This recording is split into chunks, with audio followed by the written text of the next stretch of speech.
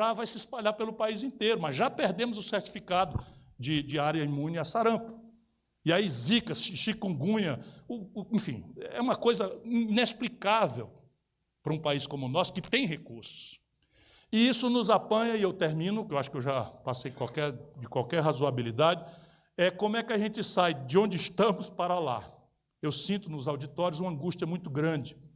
Né? Ok, muito bom, os países fazem isso, mas como é que a gente sai daqui para lá? Tem saída? Eu digo comovidamente, tem sim. O Brasil precisa imediatamente celebrar, como primeiro passo desse projeto,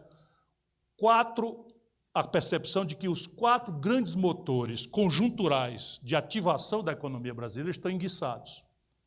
São 4 os grandes motores. Primeiro motor nem é tão sadio, mas é óbvio, ninguém precisa ser economista para entender, o primeiro grande motor do crescimento econômico num país como o nosso é o consumo das famílias. Óbvio, se as famílias consomem mais, compram mais do comércio.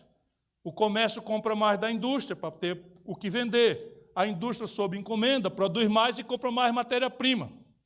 E aí a traquitana do desenvolvimento começa a se mexer. Quando o Brasil cresceu, e esse foi o grande defeito, por exemplo, do governo Lula e do governo Fernando Henrique, foi fazer uma aposta no consumo em momentos de renda irreal, provocada por crescimento de preços dos nossos produtos tradicionais lá fora.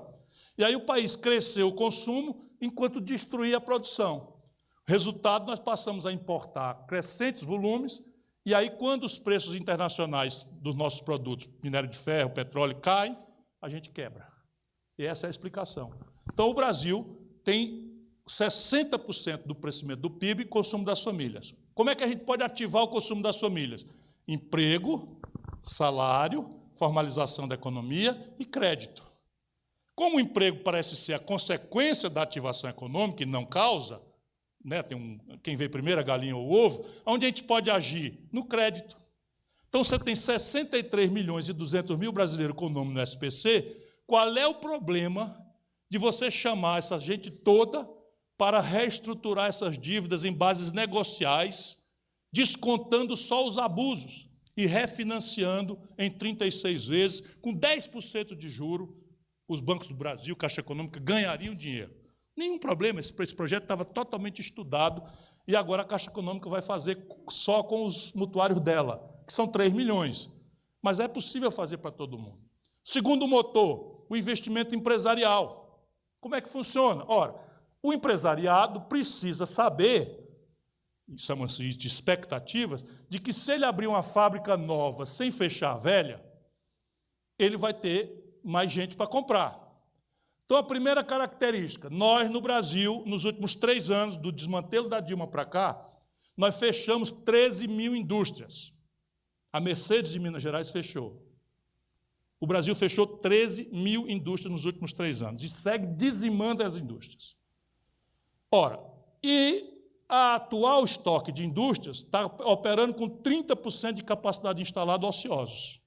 Ou seja, a indústria brasileira, mesmo precarizada, tem capacidade de produzir 100 geladeiras, só está produzindo 70. Se ela fica com 30% de capacidade sem ocupar, ela não investe mais, ela não moderniza mais e, no limite, ela vai fechar. Então, evidentemente, nós precisamos entender o que é que aconteceu. Fora a retração brutal da demanda que eu já falei, você tem um problema sério de crédito, de novo, onde a gente pode atuar.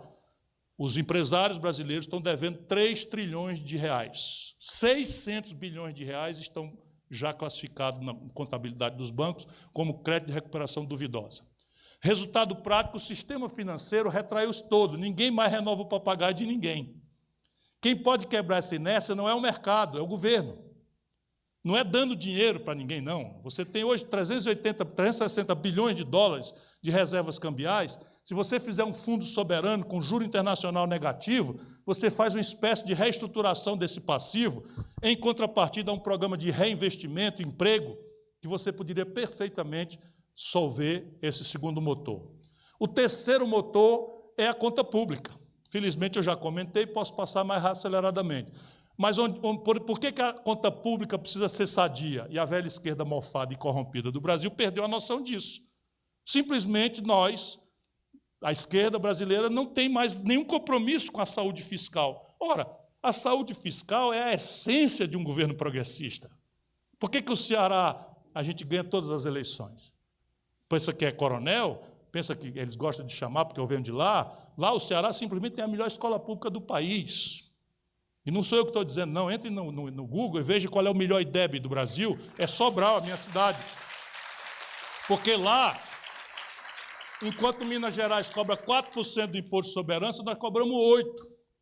Enquanto Minas Gerais não cobra dos coronéis da PM e dos promotores, dos desembargadores, etc., etc., lá no Ceará nós cobramos 14% de contribuição previdenciária dos grandes salários e não cobramos dos pequenos. Então, lá nós temos resposta. Aconteceu um surto agora de violência pesada, nós partimos para cima contra as facções criminosas, caiu 60% os homicídios, porque nós temos ferramenta para trabalhar, que é a saúde das nossas contas.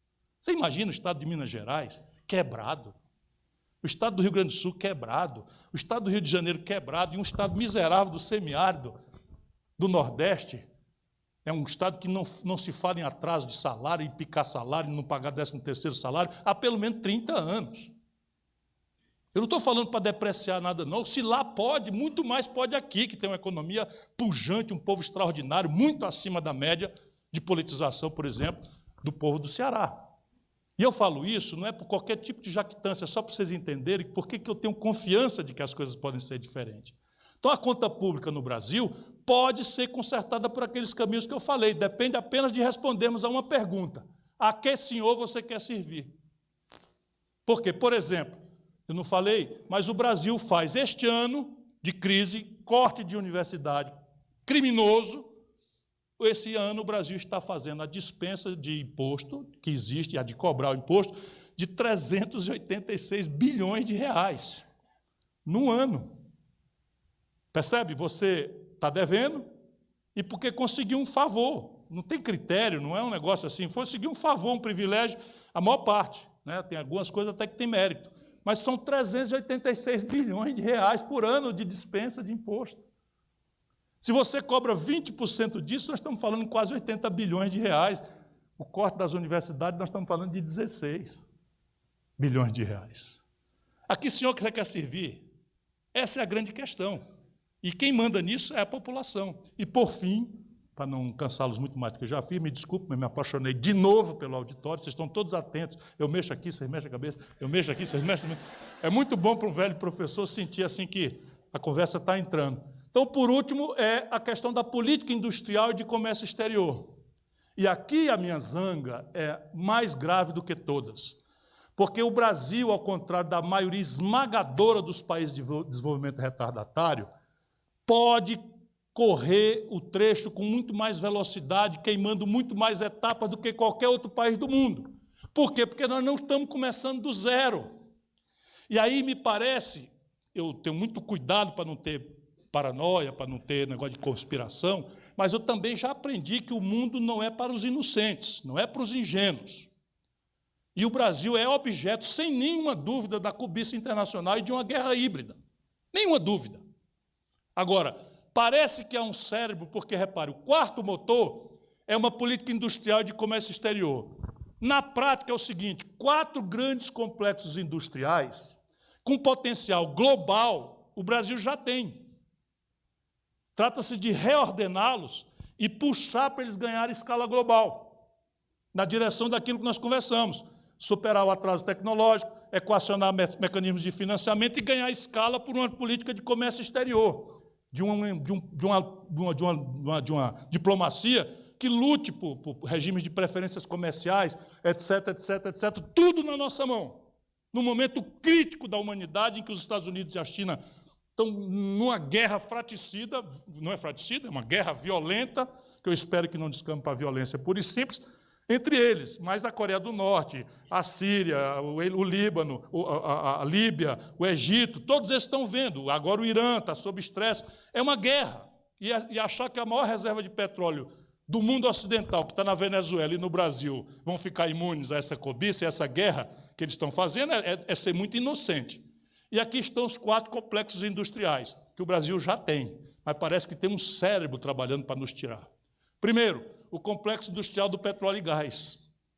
Qual é o sentido, eu pergunto comovidamente? do Brasil comprar gasolina do estrangeiro. É problema tecnológico? Não, a Petrobras sabe fazer gasolina.